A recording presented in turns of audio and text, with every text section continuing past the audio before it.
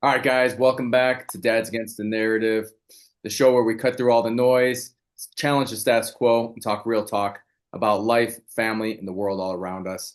Today, I am sitting here with a special co-host, Alex Lang. And if you guys don't know, me and him are old partners, and we're going to hit you guys with a topic today of unconventional living.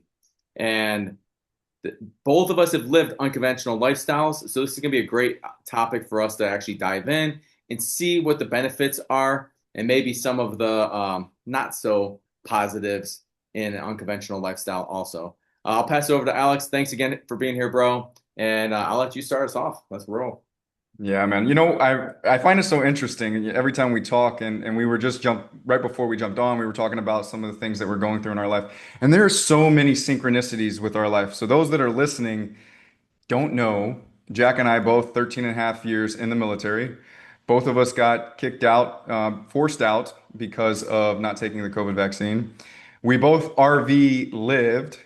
We both moved outside of the country and created this life for our families. And then in the mix of all of that, we started to create this company, obviously called Frequency of Fatherhood. Different projects now, but where I'm going with this is, especially when we talk about unconventional living, it starts with where you're at with this podcast, and the theme of it is Dads Against the Narrative is questioning the script.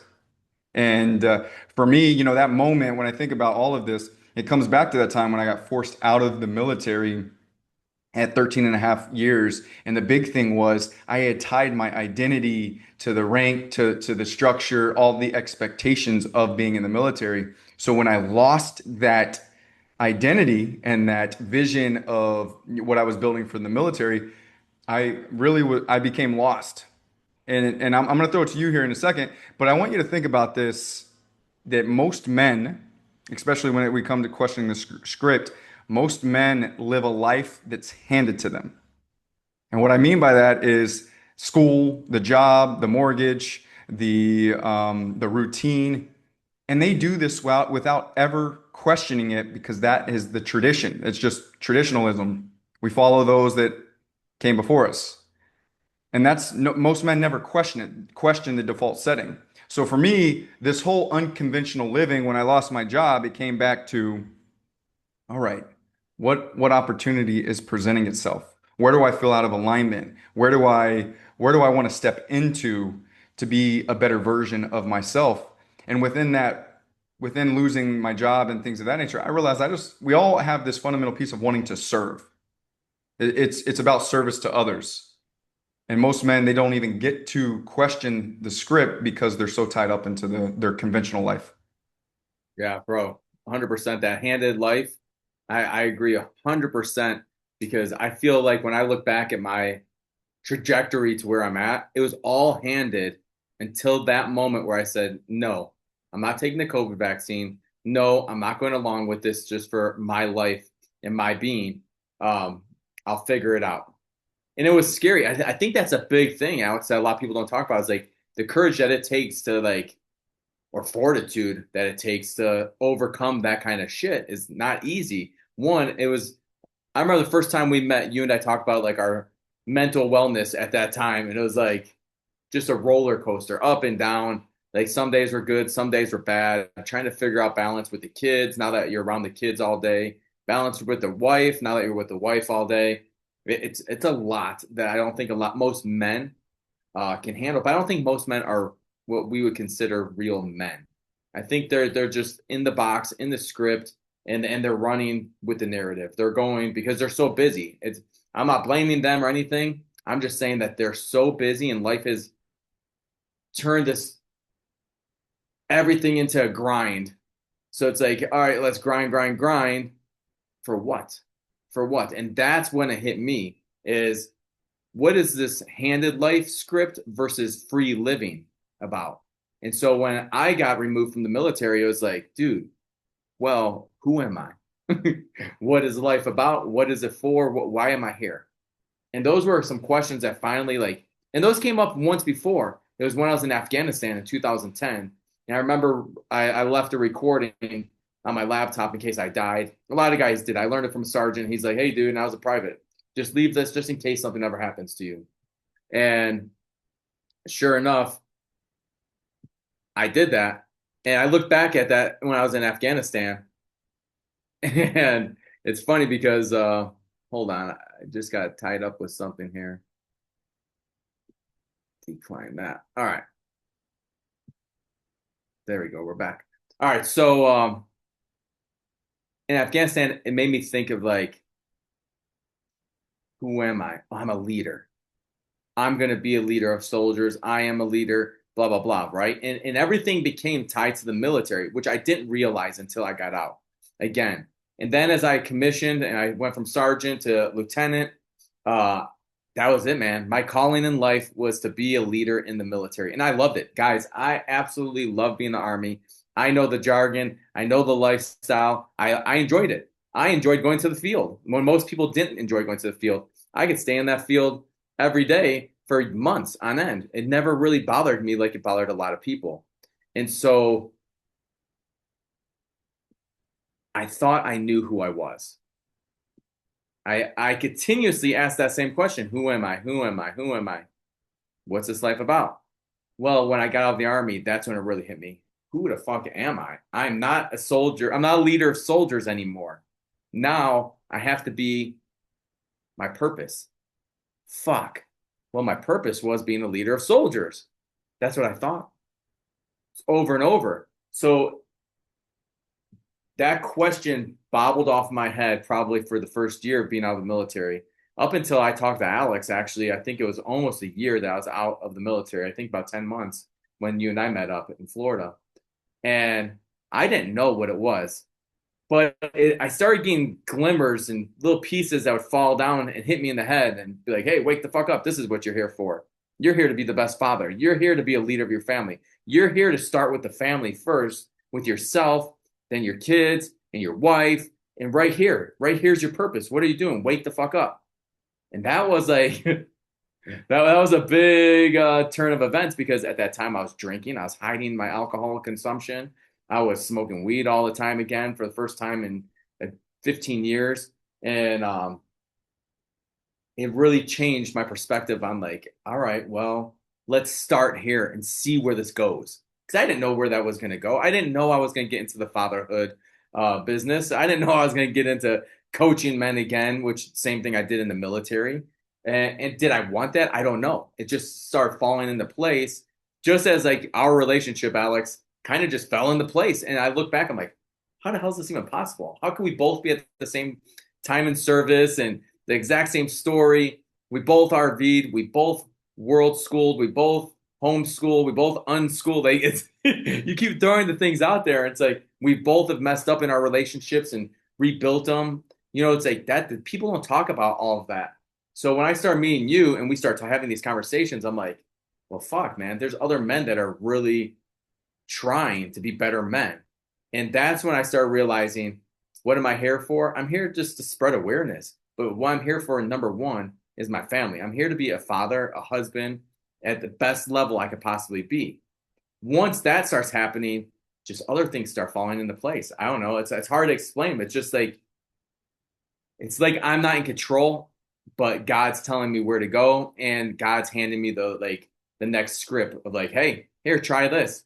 See if meditation works. See if DMT works. You know what I mean? Like you don't know where it's going. Because I was never like someone who wanted ayahuasca or any of that stuff. But then when I tried ceremonies, it opened up a new level of me that I didn't know. So I think this journey of self really took off after I got out of the military and after I left the script of like the American dream. Does that makes I hope that makes sense a little bit. No, no, it does. You know, you said something that really stood out to me. You talked about like, and I might be butchering this, but you said something about like being a real man. And I think at the end of the day, like in my own opinion here, is that we've been conditioned of like this is what it is to be a real man, and so we get comfortable with that idea, like we talked about being in the conventionality of life. So having to have a job, you know, having to have the American dream, the white picket fence, the house, the car, you know, the whole nine yards.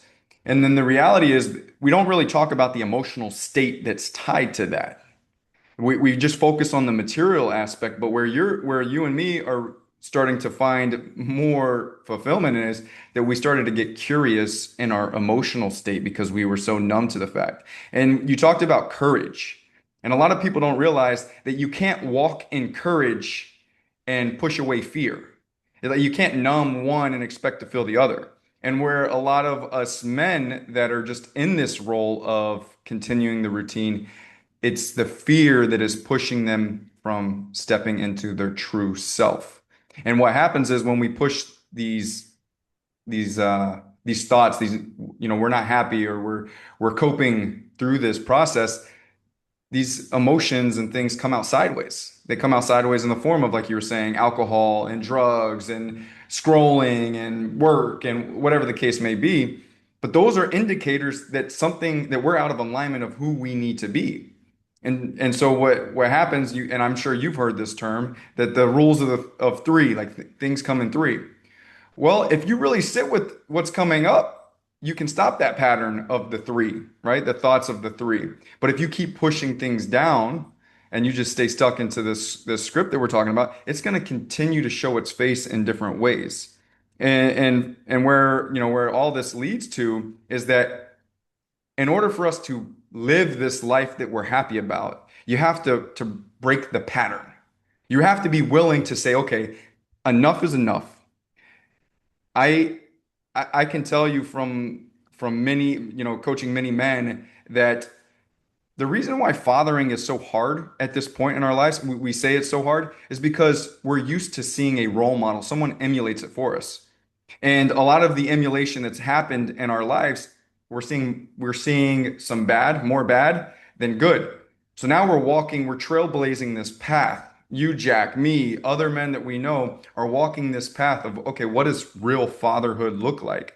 And I love something that you use all the time, or you say often, is if you want to be a better father, you talk about it being a sport, a competitive sport. Now, I'm very athletic and I'm very competitive and I love sports. So when you brought that analogy to me, I'm like, holy shit, I've never seen fathering like that.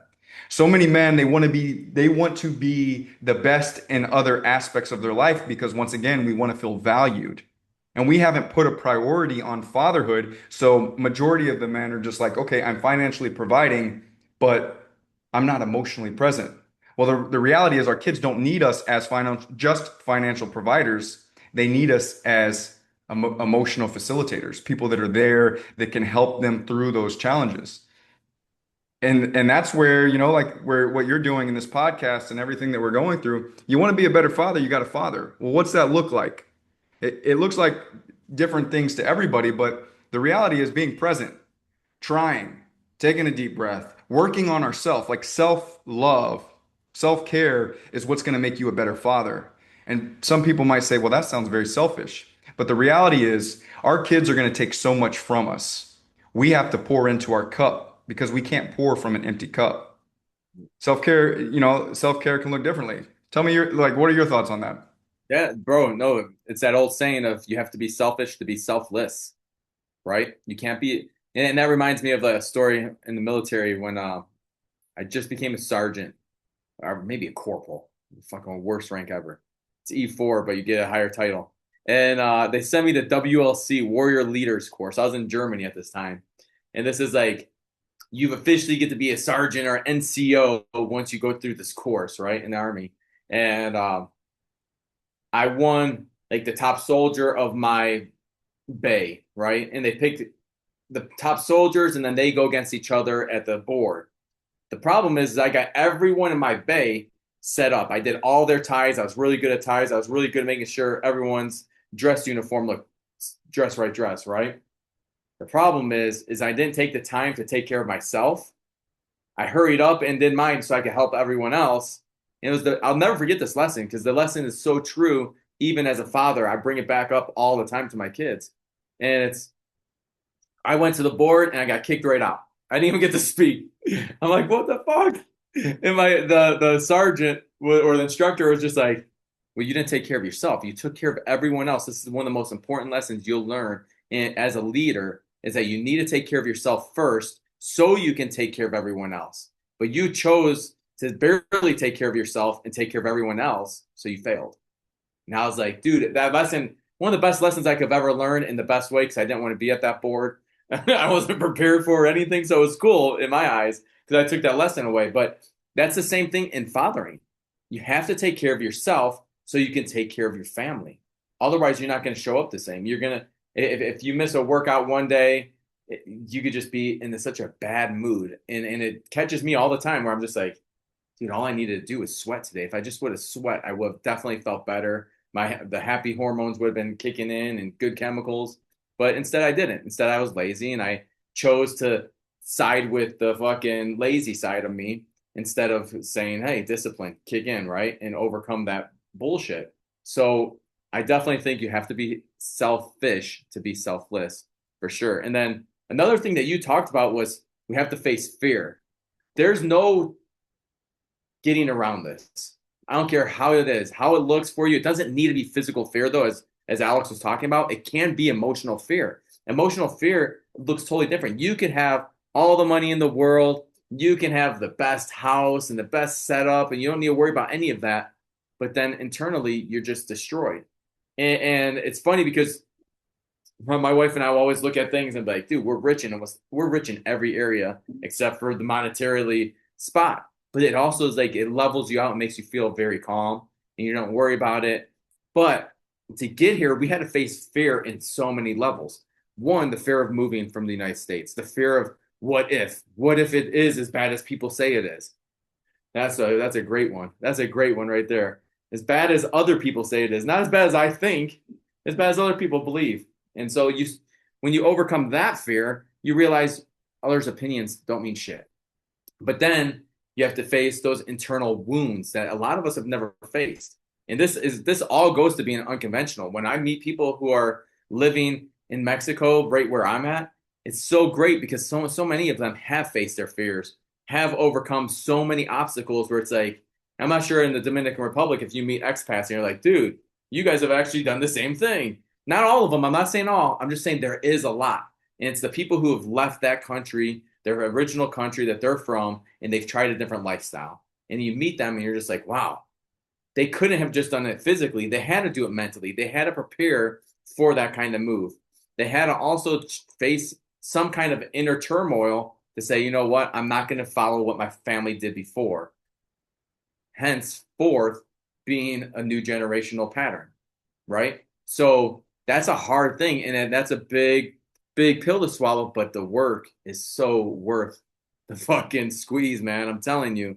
And that's the only way to break patterns. And I think when I don't think unconventional living, no matter what, you're breaking patterns, some kind of fucking patterns. But emotional well-being needs to be up there as a priority because if you get your emotional well-being settled, the rest is so much easier. Because I feel like me and Alex, when I met you, it was like we're moving and we're going and we're like, but it felt chaotic when me and Alex first met. Like I felt chaos from my own self, but like I could almost feel like Alex was still in that same chaos because he was like, dude, what the fuck we do? I'm like, I don't know. And we were both trying to just figure out life. But now, 3 years later, like I talked to Alex and it's like a breath of fresh air. It's like, dude, fuck. Yeah, we don't have it all figured out. We don't, and that's okay. But now the acceptance is so much easier on this side because we faced all those fears. And so I think that the only way to live a lifestyle like this is to slowly, millimeter by millimeter, face those fears and face things that you can overcome. And maybe just change some certain patterns in your life that, you know they're not beneficial to you. We all do. I know when it's late at night and I shouldn't eat a bag of chips, but I'm out there, I'm like, you know what? They're not really going to hurt me. I'm going to hit it hard tomorrow. I shouldn't eat the chips. Just stop.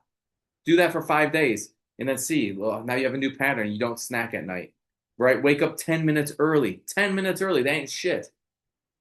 And you'll find you have a new pattern. It's just these little shifts that we need to make and changes. And you'll see that your life can be totally, totally different and unplugged a little bit from that matrix that all of us need to have some space from. I like how you brought into to the story about like how when we first started this, it was chaotic. And a lot of people want to stay away from the chaos. But one thing that I think we both can agree with and we can talk to is when we get too stuck in our head, we don't take a step. And for us, as we dove into this unconventional life, We took a step, we're going in a direction, and then you look and you're like, okay, this isn't working. And then we assess and then we go a different direction. And that's hard for a lot of people because there's this idea that it has to go a certain way. And this unconventional life, there's many ways to the end. That conventionality that people live, you're stuck on the only way. Like this is the only way. And a lot of people, when I talk with people and they're in, we use the word matrix, but we're in that matrix, it's easy to see that they're in the matrix because they're thinking about it has to be this way. And the reality is, man, there's so many different ways to the end point. And for us, choosing this unconventional life, we have a deeper connection to self. That's what a lot of people lack, but like men that as we're talking about men here, that's what men are lacking is this connection to self, like what it is they truly want. And it doesn't have to be, you don't have to be solid in it, right? You just need to know the direction. You have to be able to see the end line, like the direction you're going, and be able to be where your feet are at the same time. And so many people, they're like, I don't want to do that.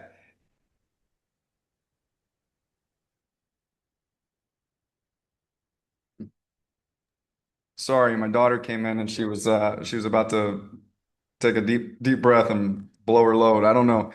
She looked pissed. You can edit this out, right? I can't. I'm leaving it. All That's right, great. cool. It's That's great. cool. Leave it in there. That's okay. This is what it's out, right? We're Yeah. working from home. We're being more present, and sometimes it requires you to take some time to connect with the kids. So where I'm going with this self-awareness is really the richness of life that we're looking at. Eliminate the cars, eliminate the material, eliminate the external, and really bring it back to yourself on being able to truly know what you want in the world. And with this life, it comes with this radical responsibility. And I'm going to say one thing and I'm going to throw it back to you. But a lot of people, they're okay with working the 9 to 5, working, do the routine because they can blame other people when they're unhappy with their life. But for me and you, people like us, we're choosing, right? We're choosing to live differently. We're making everyday choices. And so we have to live with the everyday outcomes of our choices. And that's true radical responsibility. That scares people. Yeah. And you know what? I'm gonna bring it down a rabbit hole here for a second, guys. Just stick with me here.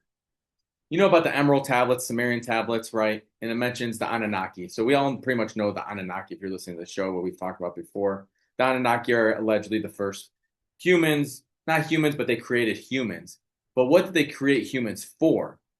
Well, it was to harness gold, to be slaves to gold. And the Anunnaki continued like upgrading the human species. At first, they couldn't procreate, and they were kind of just like clones and they robots. And then they just kept remaking us until finally they got to a species that was us, and we overthrew them. We're like, no, we're not just going to be slaves to getting you guys gold all the time. And so, a lot of times, I like to think men are just stuck in the same first phase of fucking humanity of the Homo sapien with the Anunnaki we're making of just being slaves and being okay of being slaves. And it's funny because a lot of people are just like, oh, slaves here and there. Slaves have existed forever. And if it is true that the Anunnaki brought and created us to be slaves, it's in everyone's DNA, not just one type of fucking person. So don't give me that bullshit either. But I think some of you like being slaves because it's easy.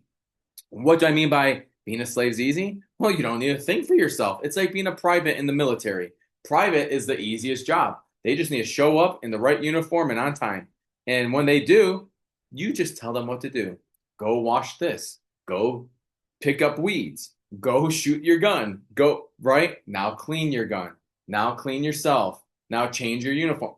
It's so fucking simple that I think so many men don't want to leave that little comfort zone of like, I know exactly what I need to do tomorrow. Why would I want to change it? When you release yourself from all of it, it's scary because the paths, it's not now the path used to be like this and straight and narrow, and it was the easiest down this nice, easy, giant path. But now it's a bunch of narrow, tiny little paths that you're like, how the fuck do I get there? So Alex is saying, yeah, we know the target's that way, and we got our kind of right and left limits, but they're huge right and left limits now. And it's not exactly just going to be a straight shot. It's going to be a far shot to the right, far shot to the left, maybe a couple steps back, and then we're going to keep going.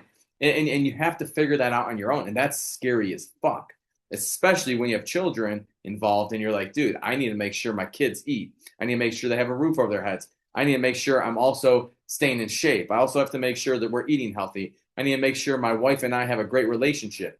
All these other things, when you're changing and breaking patterns, all of these come into existence at the same time. And that's a lot to throw at one man and say, oh, well, you need to do this and take care of this and this and this and this. There's a lot. And it would be way easier to be a slave and just be like, yes, all right, I know I wake up at 7. I mean, look at the military. When I was in there, it was so simple. I woke up at 4:30. I got ready. I left. I worked out before workout, and then I work out again, come home, shower, kiss my kids, kiss my wife, be gone within like 20 minutes. Then I'd be at work all day. And I knew pretty much what I was doing, what meetings were happening, when. And it was very redundant and repetitive. That's just exactly how the military is. But it's also a very comforting lifestyle for a lot of men to check out and not be a family man. Instead, be a man of the system. And let's be honest, even when I was in the military, I was a man of the system. I wasn't a man of being a leader to soldiers. Yes, I was, but like I was teaching them the system that I was part of. I would try to do outside the box leadership, but a lot of times I look back and I'm like, dude, I really was just kind of raising soldiers. And so now I'm raising humans, which is different because now you're like, dude, your path could be anything. You can be a carpenter. You can do this. You could be a man of many trades and dabble in everything. There's no right or wrong answer once you release yourself from the matrix. You break away from it and you're like, and sometimes the matrix is just your country you come from to find out. Because you step back from the United States, you're like, dude, I go to the United States now. I'm like, dude, you guys go so fast. You're moving nonstop. You're always grinding. You think it's cool to grind. If other people aren't grinding, they're not cool. And then you need to fucking get party drunk on the weekends and enjoy the weekend like it's going to be the last weekend. It's weird. And then you keep doing that over and over. And you repeat the same 6 months over and over for 30 years. And by that time those 30 years are up, you never did inner work. You never did even physical work. You didn't do any kind of work on yourself. You only worked for someone else. So to get to an unconventional lifestyle, you have to break away from working for someone else all the time. And you need to start working for yourself and figuring out who you are, what you want, what your family wants. What are your guys's, you know, morals and values of your family? There's so many fathers, Alex, you both and both of us have talked to that. You talk to them and they're like, dude, we never talk morals and values. We just are trying to fucking live. And then that's a hard thing. So there's many things when you go down this path that you have to question. And I did not expect that. If someone would have told me that in the beginning, I would have been like, fuck, this is going to be hard. This is going to be harder than actually being in the military. And it is. It's way fucking harder because you really are trailblazing your own. And there are people that have done it. Like Alex was ahead of me on the RV, so it's super great for me because I'd always just hit him up and be like, Alex, what I do? Alex, what I do? Alex, what I do? So you need to find those people though, but that's part of breaking away from the system. You find new friends and your circle changes, you know? So there's a lot there that you have to take into consideration when you decide, I don't want to be part of the system anymore. And so what does that look like for you? You know what? My wife and I, we jot everything down on paper. We like the old analog. We don't like computers. And we'll take notes and be like, dude, where can we live in the world first? Could our kids live there? Is there homeschooling there? Is there or Waldorf schooling or Montessori, whatever you want to do with your family? It's fine. I'm not here to judge you. I'm just saying here to get the shackles off you. And so, you know, you have to put everything on the paper and say what's real, what's not. And when you put it on paper, you're already telling the universe that you're making changes. So a lot of times the paper is where the changes start because it starts here and then it goes to paper. And now you're repeating it to the universe. And the metaphysical I want to talk about next. So I'm going to pass over to you, Alex, but the metaphysical is very important in all of this play. Yeah, I love that you went there because what I'm taking away from that is the hidden price tag of the conventional life. You know, we talked about playing it safe, and if you think about everything that you said, it's about what the cost is presence, health, marriage, connection, especially with our kids. And I would even go as far and say, if we were to break it down on a fundamental piece, the matrix is not a set of systems external to you. It is a set of systems inside of you. right? And so being able to break the own matrix internally. So if you're listening to this and you're like, well, Jack and Alex, I can't quit my job right away. Okay, so then let's bring it back to a fundamental piece. What can you control at this moment? Well, you can start to question your own default settings to see where these limiting beliefs and these ideas and this lack of connection to yourself. Because what you were saying, Jack, and I wholeheartedly believe, is that being a leader in the military, being a leader amongst men, being a leader amongst people, you can do that, but is it heart-centered leadership? Is it truly a connection from your heart where you're being authentic and you're getting the most out of the people that are around you? And are you connecting on a level that's fulfilling to both? And majority of the time, especially our experiences in the military, for me, it was a transactional leadership style. That's how people moved, was transactional. They didn't move from a, oh, I really believe in the mission. Because even Jack and I, we can sit here and say, like, hey, we wholeheartedly don't believe in the mission of the military either. But it's our job. We have something to do. So that was transactional living. Now, as we step into the second phase of our life and we've created this connection to ourselves and we know the direction that we want to go, we're living from our heart. We're speaking from our hearts. We're really being authentic on how we show up in the world. And that is contagious. And I like how you said this. And from my own experience, talking about moving forward and having these left right boundaries, the reason why it's important to father more and to be a better husband and to be present in all these aspects of our lives that we might not have been because we're working all the time or we're just following the 9 to 5. It's safe, is because it can help us be a better person and man in all the other aspects as well. You know, like your kids are watching you. And if you're not working through basic fears, if you're not working through things that are challenging you, do you think your kids are going to do the same? And that's one thing that I've really leaned into heavily after, the frequency of fatherhood. And as we're traveling the world and we're experiencing new things, I started doing hard shit. And I was bringing my kids around because, look, I might, that's what they're going to remember. The experiences, the emotions, the seeing their dad there. And for me, that's the price tag. For like the hidden price tag is presence. And I don't want to be living a life where I'm not involved with my kids. Even as I move into the speaking career, I've said it and I've put it on a vision board and I've spoken into existence. My family's traveling with me so they can be along and we can travel again and we can explore. And then dad has to work. Dad's going to go do his talks and then we go back at it to the next stop. So that's the piece I just want to hit on there, man, that you killed it. And being able, these hidden price tags, being able to see and write down what are the hidden price tags that are costing you in your conventional life. Yeah, bro. And one thing that you said there is questioning things. The way I heard you talking about it is like questioning things isn't unconventional anymore.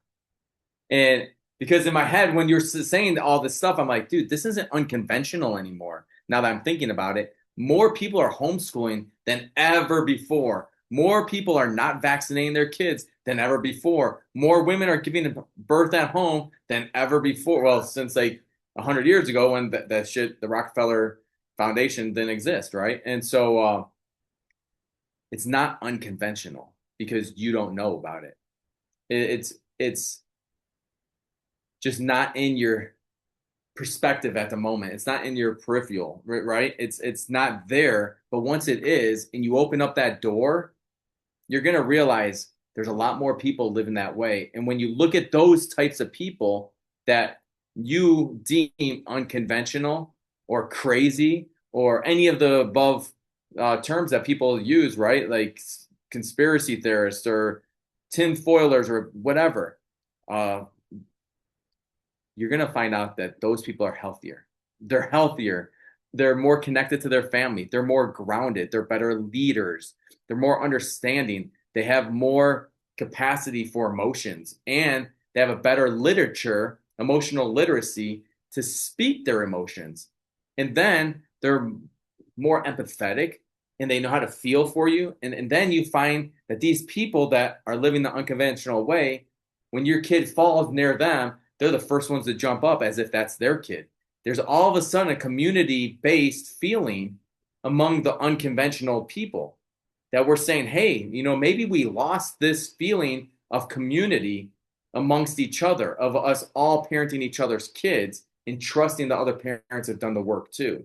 And maybe that's what's happened in society is that a lot of us have seen the parents have not done the work and the parents have stayed in the exact same complacent ways that their parents did, and they're not parenting properly, and they're just allowing their kids to be raised by the system. So we don't want to parent with other parents anymore. Because when I grew up in the 80s, it was still that way. I would get whooped by my mom or I'd get whooped by the mom down the street. It didn't matter. If they caught me, someone was whooping me. And I'm not saying to whip your kids or hit them. I don't hit my kids. We do burpees. But no, there's different ways of thinking, just like that. You don't have to hit your kids either. Another thing that people have come at me for many times. The Bible says, be as strong as the rod or whatever the hell that saying is. And it's like, really? Because my kid's super disciplined and he's a great listener. He's very polite and he's never been hit ever, not even close. I mean, but he does a lot of burpees, that's for sure. And again, thinking outside the box of what they said was normal, we had to do that. But how did I come to that terms? It was talking with other fathers and being open to like their ideas of what fathering is or how they parent. And you'll find out even right here, me and Alex, we parent differently. Like I'll be like, oh, me and Alex parent totally different. But also, if you don't know us closely, you're gonna be like, oh, you two parent the exact same. But no, like that's the fun part of being in this professional level of fathering, is that you actually see little intricate details that other parents are doing or dads are doing. And you're like, dude, that's awesome. I want to try to figure that out for myself and bring that into my family and institute that. So it's like you're always open to new ideas and you're very open to not being correct. There's a big piece of humble pie in this category of unconventional living because most of the people who have been unconventional living, a lot of us have taken some really hard smacks to the face, we'll say. We've been beat up a few times if it's been the wrong flight, if it's been the wrong country, if it's been buying an RV that's a big fucking lemon. There's so many things that just humble you quickly. So you have to look and have some good reflection time to live this type of lifestyle also. I just wanted to throw that in there. Yeah, on that, I just want to say too is like you have to be able to willing to look at it not through the victim mindset, but like what is this here to teach me? Because a lot of those things that you just mentioned, I know that you've experienced some of them, and you're not here like, man, screw this, screw that, like why is this happening to me? Hey, okay, what's the lesson in it? Because at the end of the day, we thrive as humans when we grow. There's this resentment when we become complacent. Well, that conventional life creates this complacency. And you talked about unconventional people being called conspiracy theorists and other names. And the reality is there's just this resentment because they haven't taken that responsibility to live the life that they want. And a lot of the men, since this is Dads Against the Narratives, talking to men here, you haven't been given the permission slip yet because how you've been conditioned, like you need this, this, this, and this. Well, you have a permission slip right now. You want a better family. You want a deeper connection with your wife. You want to have a better relationship with your kids. You want to be more fulfilled in the work that you do.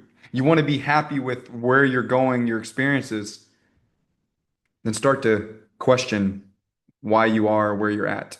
Not in the sense of the victim, but in the sense of I get to create the life that I want. And that's the last piece of it is of like where I'm going with this is designing a life that you actually want, that you can be happy with, that you can wake up every single morning and say, "Hey man, this is amazing. This is beautiful." And look, it's not going to always be rainbows and kitty cats, sunshines, whatever you want to call it, but majority of the time, you're going to be killing it. You're going to be enjoying it. You're going to have really deep connections and you're going to be leading from your heart. And that's what we need. We need more men, more fathers that are leading from their heart. And when I say that, it doesn't mean you have to be overly sensitive. Leading from your heart doesn't mean sensitivity. Leading from your heart means it's an authentic and you're coming from your own integrity and leading in the world. So if I said leading from your heart and you go to sensitivity, then you need to question, you need to ask yourself, why am I going there?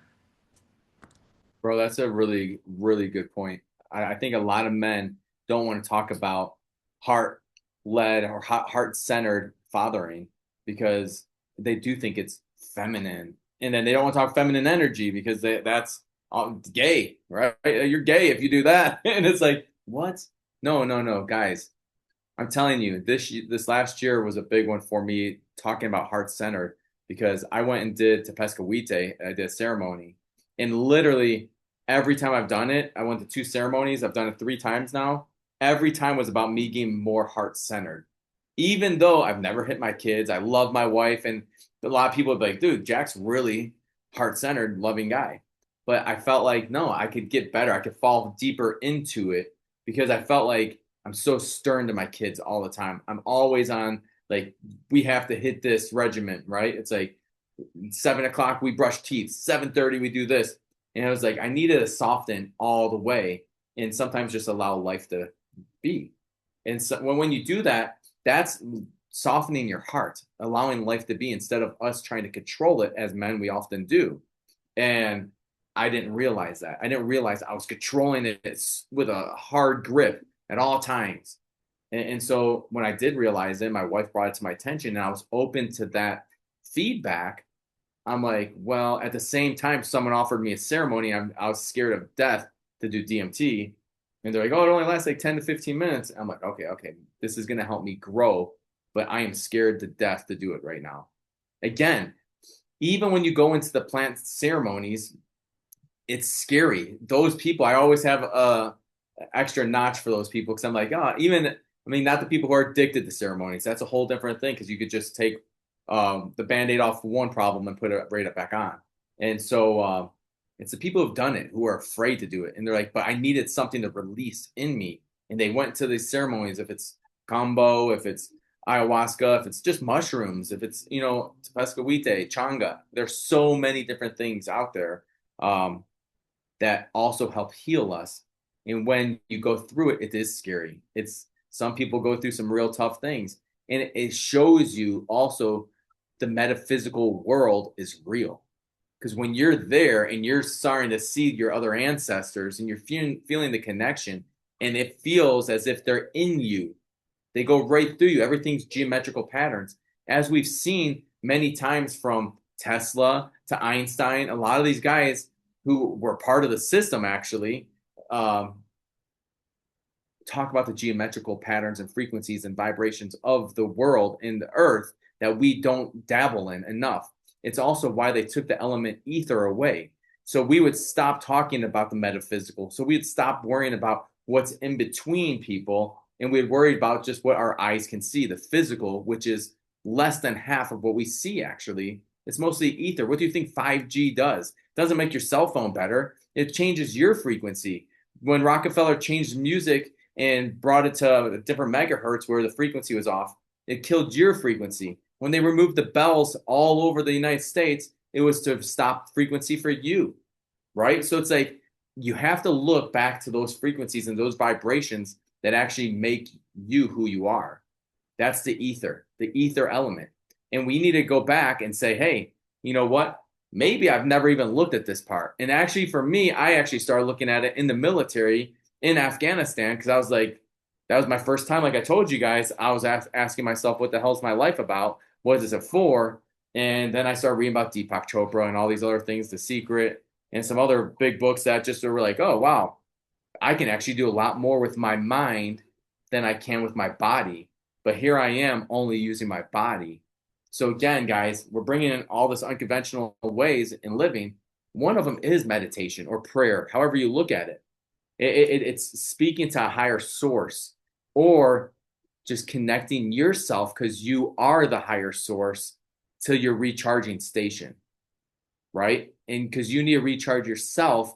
But if you don't, and they disconnect you all the time from recharging, then what happens? You just continue running on the fucking wheel like a hamster, and it just keeps spinning and spinning, and you continue grinding and living that same life over and over. You have to unplug and plug back into the system you were meant to be in. And sometimes that's the hardest one to find and the hardest one to stay on the path of. I just want to say that the ability through social media, for those that are listening, social media gives you the ability to have access to that information, where before we didn't have these modes of information. So That's why we got into this position, right? We were blindly following and trusting that they were making the best decisions for us as people. But now we have this ability to receive all this information and make the decision for ourselves. And I think you would agree with me, Jack, and I won't speak for you, but for us, as we share this unconventional life, it all comes down to choice. We're this information that is being given or the way that we live our life, it comes down to choice. And a lot of the people that live this conventional life are not even aware of what's going on. So if you're listening to this and you're starting to question things, let it percolate, let it stay there and just get curious. And if you still choose to go down the path that you are, that's all we want. Choose, right? We want you to choose.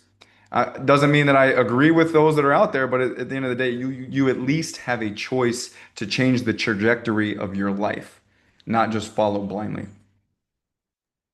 Yeah, I agree with you 100%, Alex. And before we get going, guys, check out Alex on Instagram at AlexLang22. Alex was just a TED Talk speaker in Tampa. My man brought it home. And you could go listen to that go to his Instagram, and all the links are there for him. He also just was the winner of the Speaker Nation Paradigm, and he'll be coming up here speaking at Mind Valley next year. And so reach out to Alex, go follow Alex, and share the show. If you're listening, it's the only way it grows. All right, guys. So, at the end of the segments, I'm going to close out my part. I'll pass to Alex for the final thought. The major thing here, I think Alex really touched it right at the end there, is, unconventional living is a part of, it's a lifestyle that comes with more happiness, more joy. That's where I would like to see all my friends and family be happy and joyful.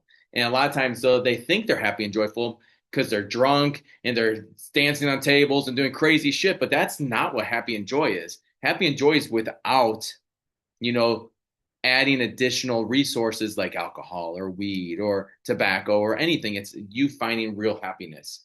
And that's hard. That was difficult for me to find.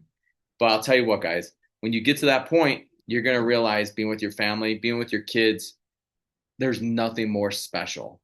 And your presence, as Alex has said multiple times here, that your presence is all they all want. They all want your presence. All we can give our family is the most important thing we can give, time. And that's all we want to do is give those memories, because when it comes down to the end of the day, again, Alex kind of talked on this. My son is not going to be like, oh, remember Christmas 2025, Dad, when he's 16 years old? I got this fucking cool ass blah, blah, blah. No, he's going to say, remember in 2025 when we moved from Cancun to San Miguel de Allende and we went from beach life to mountain life, and we learned that mountain life in the desert is totally crazy and dries out our skin, and our skin feels like it's sandpaper. He's going to remember that. He's going to remember when his skin felt like sandpaper for the first time from moving from the tropical area to desert climate. You know, changing climates, changing geography, learning new languages, talking to people with different languages. You know, when you go and mix yourself in different cultures, you learn so much more. And I know Alex talked about traveling. He world schooled for a year or maybe even longer. And the shit that the kids learn in world schooling is the best. We have world schoolers all over San Miguel de Allende, and they're here for the last 3 months, and you just see like they're like excited. They're going to Nicaragua next. They know exactly where they're going. They're all lined up together. It's one base, and you just see different kids. And I'm not saying all the kids are great, but you do find out that like the kids have conversations with adults. Kids can talk to any age group. The kids have skills that public school kids don't. They have knowledge that I don't. They'll be like, dude, have you ever been to Peru up into Machu Picchu and blah, blah, blah? I'm like, dude, no, I haven't. That's super cool. You did that and you got pictures and you learned something. That's the problem. We stopped learning, and you can't. When you want unconventional lifestyle and you want to break away a little bit, it goes back to the basics. You got to learn and you got to try new things. And that's all I have to say today. So go out there and try some new things. Alex, thanks for being on the show. And thank you guys for listening. Dads Against the Narrative. Don't forget to rate us and review us. Take it easy. Over to you, Alex. Yeah, I just want to say thanks, man, a lot. I really appreciate this opportunity. It's fun anytime I get to talk with you and we reminisce. One thing that came up for me as you were talking about is I found myself in 2023. I was in Colorado with my wife and kids. We were riding our bikes, and there was a storm, like a crazy storm over into the distance where the mountains were. But here it was all sunny and beautiful, a little bit of clouds. And my wife and I, we jump off our bikes and we're sitting on this bench just watching our kids go around this circle. And my wife looks at me and she says, Alex, it's so funny how life works. When you were making 250,000 plus dollars a year, I couldn't stand you. I couldn't stand being married to you. Everything was miserable. Now that you're not making anything, I love you more than I ever have. And so why do I say that? Because as he was saying this, I think about what I'm here to do in this life, right? We talk about living with purpose and we talked about choice. And one of the things that this last week going through this speaker academy that I went through was helping people, fathers and family, live with purpose. And everybody's purpose is differently, but the reality is there's going to be points in your life that are going to just hit you and it's going to feel like life is to get you. And I've been committed, especially these last few years, of living a full spectrum of life, the good and the bad, because when we allow it all into our lives, we can really learn from the experience even deeper. And so with that, these last few years, and Jack has played an instrumental aspect of that, us creating what we are.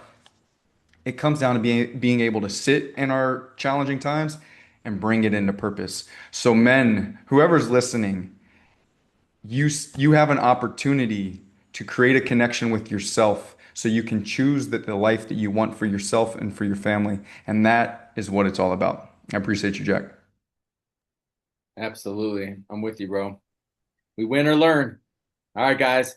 Have a great day. Take it easy. Take care.